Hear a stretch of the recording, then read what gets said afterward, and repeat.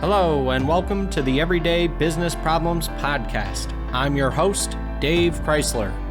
Each episode, we talk to business leaders and subject matter experts to learn about the challenges they've overcome and the challenges they still face.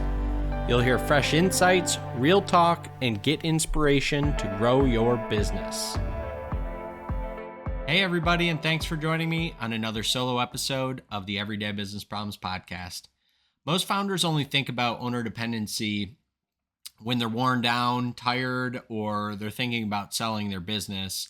And what I really want to talk about is why you should think about it today and why most of the advice you'll hear when you do think about it is actually wrong, right? And well, maybe not that it's wrong, but I would say that it just doesn't work, right? So, the vacation test is probably something you've heard over and over again. It's something that everybody can relate to, but it's like, how many days off in a row have you taken in the last year, without checking in or checking your phone every hour?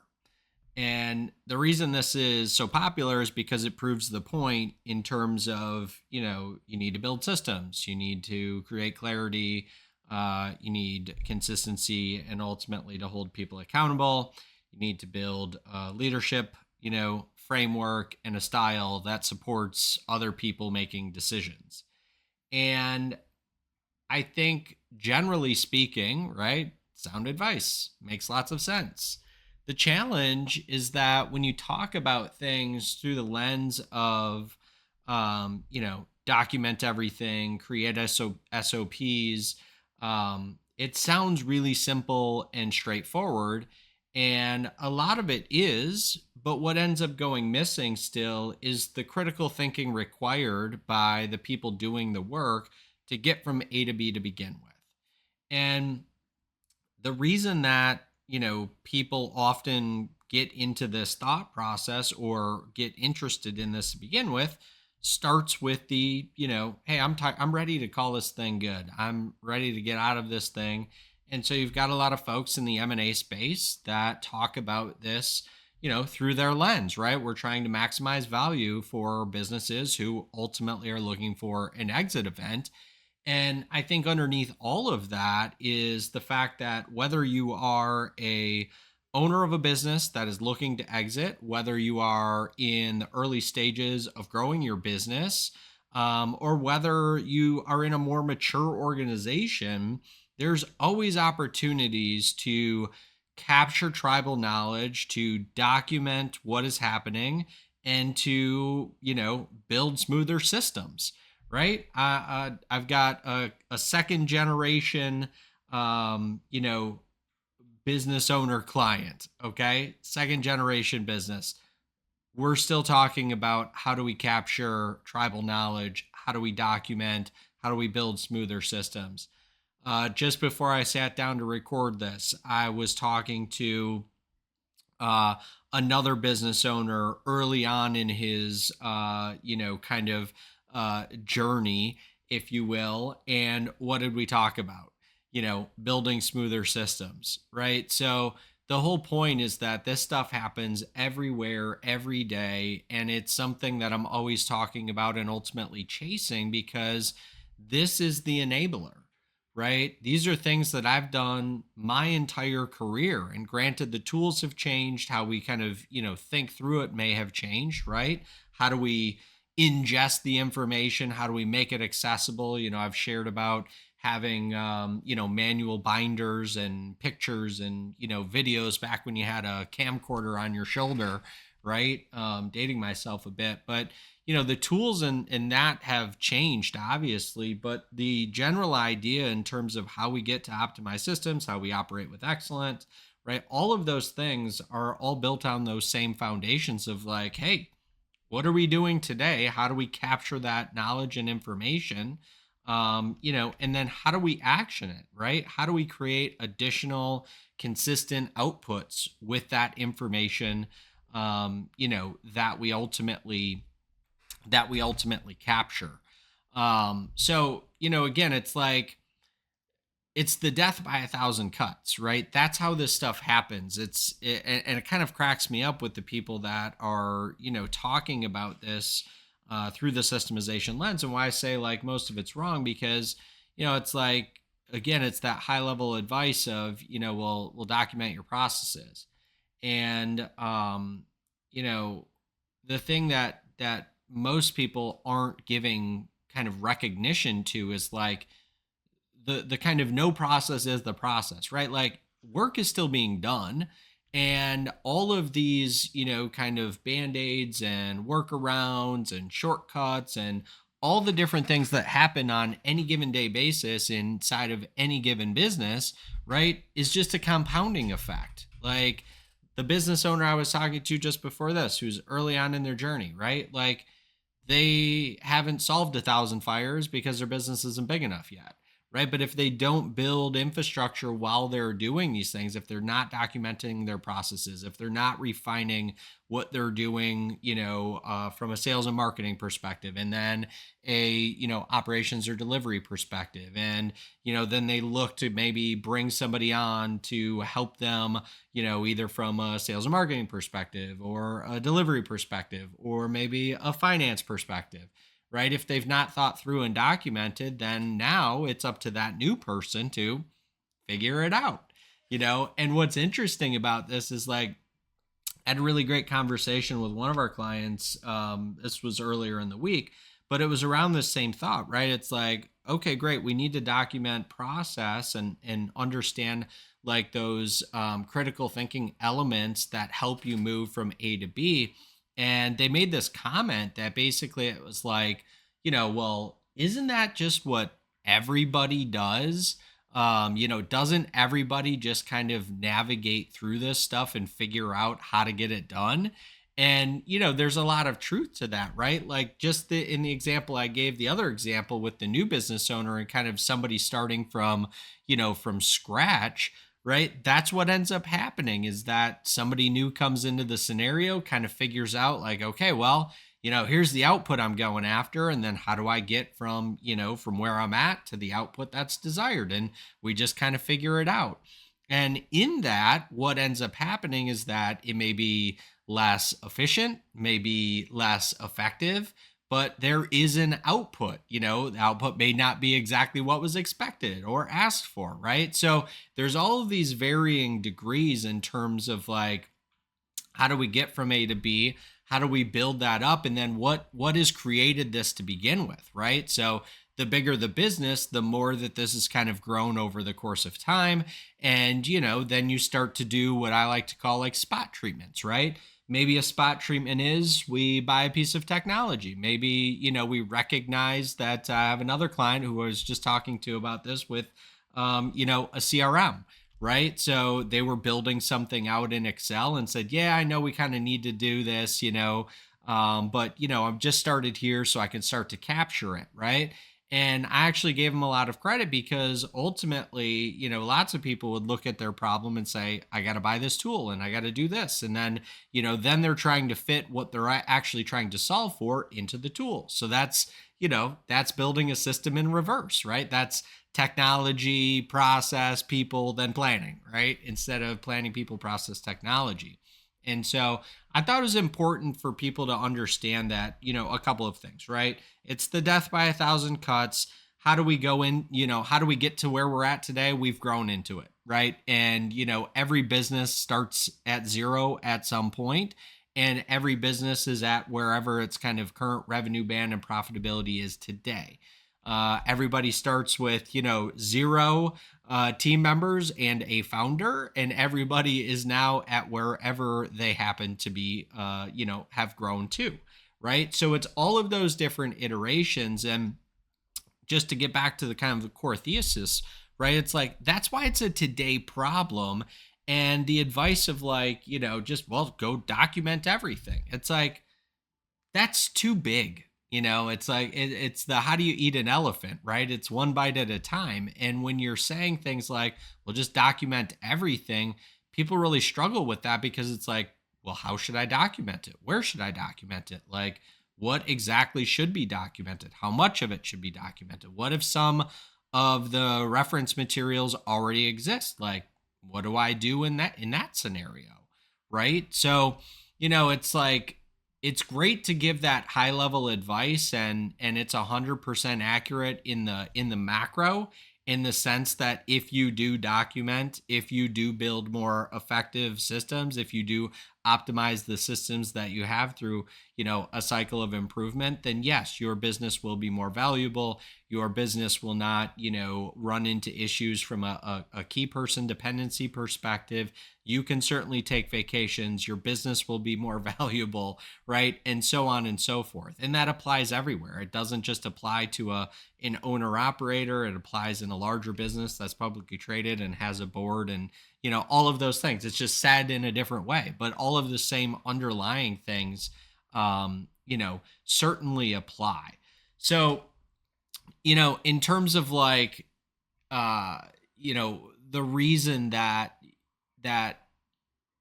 this key person dependency um, continues to exist is a few reasons from my perspective, right? One, it's created over time. We don't know how to back away from that slowly. And so anytime we do take an opportunity to try to back away from that, it's like it's an all or nothing, right? Like I find a lot of that. I think I've shared this before, but one of the most important lessons I think I learned in kind of coming up in leadership is the fact that, when I was younger, I used to think lots of things were black and white, right? Lots of things were, this or that, ones and zeros. And I think as I started to ascend the leadership ladder, the closer I got to the top, the more I realized just how complex, just how many, kind of things we were trying to, like, that were dynamic, right? That we were trying to, kind of navigate at any given time. And I think from a systemization perspective and a key person dependency perspective, right? It's that same type of context. So what I'm trying to say is that, instead of it being an all or nothing, instead of it being I want to go on vacation for 2 weeks or a month, or it's like, start, I've written about this before, right? But it's like, start while you're in the building, like start while you're still available, but, work into it. Like, figure out what's broken first. Like, what are people constantly coming to you, to ask? And then, like, how do you measure that up against what somebody else would say, right? So instead of maybe, offering the simple solution or offering your, perspective, hey, what do you think? I know that's really difficult to do in reality, and it's something that takes a lot of practice, but it can help you start to walk into some of these things versus, again, like feeling like it has to be all or nothing. Like, hey, if we don't, capture all of this stuff, right, we're failing. And so I think back to the thought process around, kind of treating things like fire drills, where instead of being focused on, oh, I can't take a, 2 week vacation, let's just focus on, I'm unavailable for the next hour. I'm in a, strategy meeting, or I have a time block that I've set aside. I'm in the building. If something is really, literally on fire, okay. Short of that, I want to see what breaks. I want to see what kinds of problems you guys are solving for on your own, because that's where that tribal knowledge exists. That's ultimately what we need to try to capture, right? So we can get to the point of documenting SOPs, of, creating these, company brains, as I like to call them, where we are capturing the critical thinking and the decision making, how people are thinking through getting themselves from A to B, because that's the stuff that ultimately, highlights additional gaps that need to be closed. Now we can start to surface them. Now we can start to prioritize and close them, right? And now we've got like a real cycle of improvement outside of just having like document your SOPs, And again, I think it's kind of like I talk about generally, technology, implementations, or, digital transformations, right? It's the same thought process, because as it comes like specific to, process documentation and or process um, improvement, right? You've got software vendors out there that are pushing the narrative of the problem is in the capturing, in terms of it being like high level, step by step by step. And while I would agree that is certainly an important component of this, often what gets missed for a variety of reasons is that tribal knowledge, is those steps of critical thinking.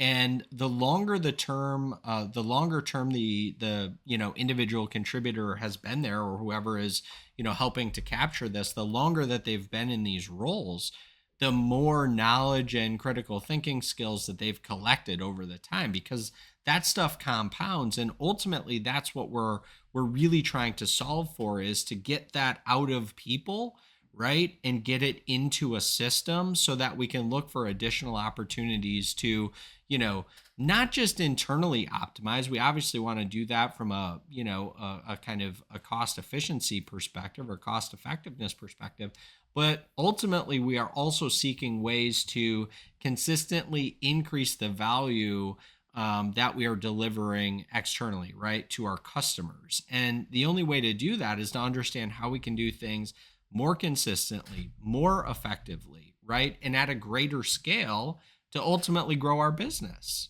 right? So that's the whole reason, again, that this is a today problem. So um like, again, I like to try to bring things back to okay, this is all great information, Dave. It's like, what do I do on Monday? What do I do tomorrow? And for me, that starts with creating clarity around like these gaps, right? So just to give you an example, I've got a client who has somebody that's going to be transitioning, right? They're growing in their career, and so there's kind of a timeline horizon. And this person is a really sharp, ongoing contributor. And so we want to be able to capture like how have they built their critical thinking skills? Like what are some other ideas that they have seen in their course of time that we can now kind of capture and get up on the board, so to speak, so that we can ultimately prioritize and create initiatives, improvement initiatives around those things, right? So we wanted to, I built our operations workbench to be able to solve for and service this, right? Again, I don't care if you use our operations workbench or not. I was telling somebody this the other day. I said, use a big blank wall. Like that's what I used to do back in the day, right? So it's less about from like a pure idea capture perspective. It's less about what solution you want it to live in, right? You could use a variety of solutions from a pure software or tool perspective, and it's more about building the muscle.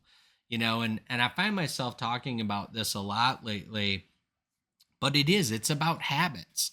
And it's not just sharing the high level information of document all your SOPs, right? It's building that muscle. It's helping people understand what information needs to be ingested.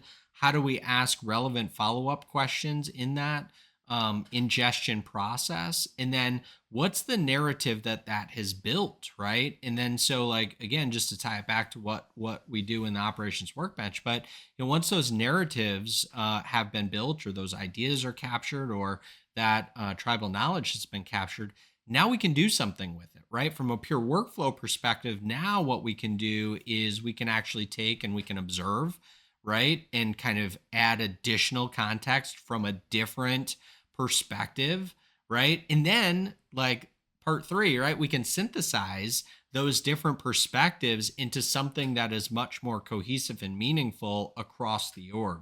That's how we get into creating not just critical context, but sharing across the org, opening up the understanding, making that information available and easily accessible where the work is being done, right? So we go far beyond just this thought of like capture your SOPs, put them in a binder, make them searchable. All of those things are great and they will certainly be additive, but the more of these things from a pure, like putting in the work, right? The more we can capture, the more effective, ingestion we have, the more useful, right, that information becomes. And so I'm pretty excited about what we're doing from that vein. And again, I thought this was a great topic to tie a lot of this together because, again, sometimes these things are hung on some sort of trigger event, like, M&A activity. I was in a conversation last week with a company. This was a company that was kind of rapidly growing and expanding. They had done 3 acquisitions recently, like over the last 18 months, give or take. And we got into a lot of conversation about like what's the next 18 to 36 months look like. And this particular owner was kind of prepping for exit, so they were ultra focused on the systemization piece and what that meant from a pure output perspective, right? Like how were they able to consistently deliver value to their clients? And then how could they continue to build on that, right, in that interim? Because doing that and knowing that, right, is going to obviously make that business exponentially more valuable. Which means that there's, going to be a bigger payday at the end of the day for this particular owner. So I would say like to kind of tie it back to the litmus test, if you will. It's like the owners who can take the vacation aren't the ones with the most procedures. They're the ones that took the time to define what their business does and why, and how they turned that into the systems to support that effort, right? Um, in order to get to a point where they could do those things, and I think there's no better time than today um to be able to look at your current state and say, here's what I think that we need to do and kind of where we're trying to go, and then start to look for those opportunities. Like I said, look for my my article about running fire drills in terms of getting you to a point where you feel as though there's some opportunities to see just how much of a key person you are, or somebody across your leadership team, right? Like if I'm talking to a bit of a larger organization, there's certainly an opportunity to be able to do that. And I would encourage, depending on how large of an organization you are a part of, right? I would encourage this at multiple levels, right? So maybe for you, it's about running a fire drill while you're still in the building and, can still be accessible, right? Maybe the majority of the decision making is running through you, and this is kind of a way to start to build in, those gaps to better understand. And then if that's the case, now you've got a real opportunity in terms of like, okay, this thing happened while I was, sequestered. Here's the decision you made. Here's how you got to that point. So now we're capturing that, tribal knowledge. We're capturing those, the ability to, make those decisions, right?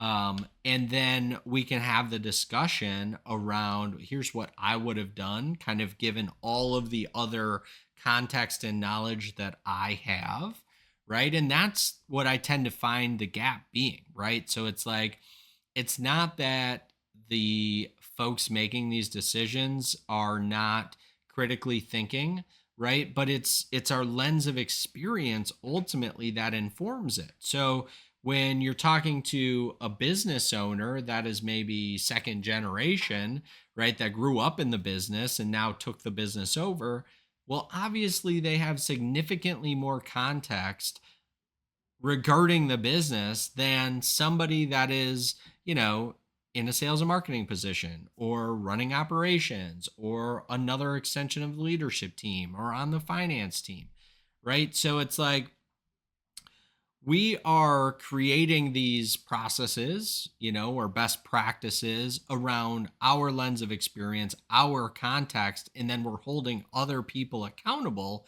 to that same level. And, I equate it to like myself. It's like, why do I know to ask this question? Why do I know to ask this follow up question based on the answer to that question? Why do I know, all of the different things that I know? And it's because my lens of experience is wider. It's not because, any other reason. I've just had additional experience that most people haven't had, meaning I've gotten a lot of opportunities to see the good and the bad that happens through this, type of series of decision making. I've made those bad decisions. I've talked about, the impact and effects of those bad decisions previously. And so, therefore, my lens of experience is significantly wider than most people. And so, for that reason alone, I know when I can double down and ask deeper kind of, questions that will help me get at the root of the situation.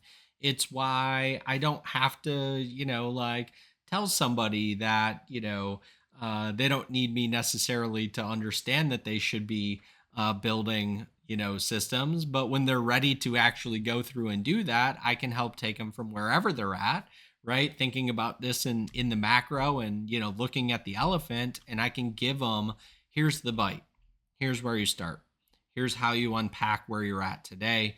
Here's what those steps look like moving forward. And ultimately, it's why I share all of the things that I do share for free, because I want people to do this. I was telling somebody the other day, they were asking, how did you learn how to do all of this stuff? Because we were in a conversation where they were working through some theory of constraint stuff, and they were really gung ho about it, super excited about it, and I love that, right? And so they started, in manufacturing and got some good wins out there. And I said, well, let me guess. I said, your next problem is going to be in the front end of the business. And it's like, yeah, we're actually working on that now. It's like, well, how do you know? It's like, well, because I've done this before, right? Like I already know. And I know once you get that kind of, up and working again, you're going to struggle back in manufacturing, because what will happen is that you'll ultimately backslide. You probably didn't ultimately hit, synchronous flow. You don't have tight controls over what that looks like. You probably, right? Like, um, you know, hit a different level, and you'll probably ultimately have enough backslide back there as you start to increase the demand, right? Like as demand increases and you start to put more orders into the system, right? You're going to probably hit that next layer, right? So it's just, this teeter-totter effect that ends up happening, and where people kind of get themselves fooled, right? Is like, I did it one time. I saw it. I know what to do. And that again is the value of the lens of experience, because you haven't seen it across the entire org. You've seen it at this revenue band, not that revenue band. You've seen it in this type of mix, not that type of mix. There's levels and layers to all of it, and I'm certainly not saying that I have the most experience out of anyone anywhere, right? Somebody else out there has a different lens of experience than me, right? So again, we all have this lens of experience. Mine happens to be wider than a lot of people, and I'm sure there are other folks that have an even wider lens of experience than me, right? So I've only been at this for almost 30 years. I'm sure there's people out there far ahead of me that have either worked in larger companies or more global scale, where my stuff has all been domestic, right? Like all kinds of different avenues in terms of how you think through this stuff, how you look at it. And again, um thanks so much for tuning into this episode. If you have any follow-up questions, you kind of know where to find me. And if you don't know where to find me, you can find me on LinkedIn. You can find me via our website. But feel free to reach out. I love talking about this stuff. I love helping owners and leaders kind of diagnose where they're at today. We got a bunch of free tools to do that as well. So, for me, it's not all about, what can I sell to people? It's about helping guide people from where they're at today to where they're trying to go, and, providing a bunch of free tools, free knowledge. That's why I do this. That's why I put out the newsletter. It's why, I put out content every day, right? For me, that's what it's all about, because I think it's the strongest sales position you can ever have. I have the operations workbench. I don't need to sell it to you, right? Like, it's free. You can access it for free. No credit card, no free trial, right? That's the point, is that what I do, the enabler is the lens of experience. So you can certainly learn all of this stuff over the course of 30 years, right? You can make the mistakes. The reason to work with somebody like me is to avoid having to do all of that, right? But I think that puts me in the strongest sales position ever possible, because ultimately I'm not here saying like, you have to buy my thing, right? I give it all away for free. And you can certainly DIY this, till your heart's content, right? And I think that's just the best way to go about things. So when you're talking to a software vendor who says, hey, you really should implement our tool, that's going to solve all your problems, my guess is there's something in it for them, right? Like, I'm saying, hey, here's all the ways you can solve your problem. And guess what? I'll tell you how to do it for free. Okay.